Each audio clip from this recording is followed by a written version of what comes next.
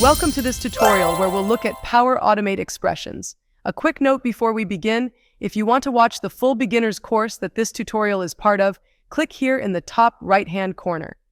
In this example, we'll delve into the process of incorporating a simple expression into our workflow. Let's quickly construct an illustrative workflow from scratch. To begin, let's click on the Create button and select Instant Cloud Flow. Name it as Expression Example and opt for Manually Trigger a Flow. Our initial task involves adding a date input within the Manually Trigger a Flow component. So let's click on the component to expand it, then we click on Add Input. Then choose Date. This input will dynamically hold the content referred to as Trigger Date. Subsequently, proceed to add a new step, where you'll find the Condition option under Actions.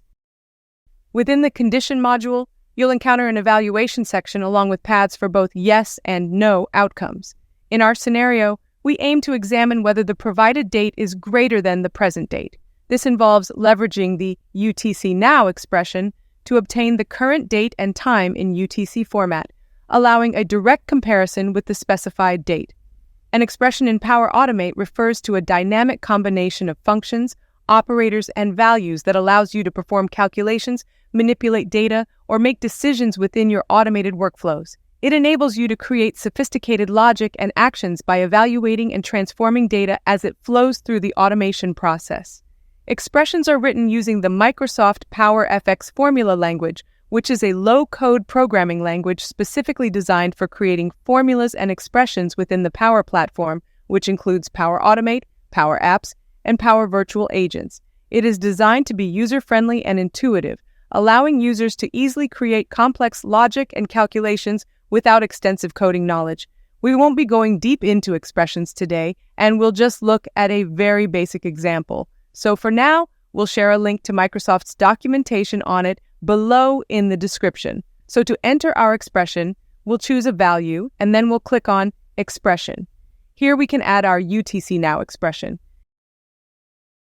If the condition is met, and the date is indeed in the future, you can trigger an email notification conveying the message, "This date has not happened yet." Similarly, if the condition isn't satisfied, indicating that the chosen date is in the past, you can set up another notification with the content, "This date is in the past." After configuring these steps, save the workflow and proceed to test it manually. Select a date such as July 1st and initiate the flow. Observe the outcome. If it aligns with expectations, you've successfully implemented the expression together with the conditional logic.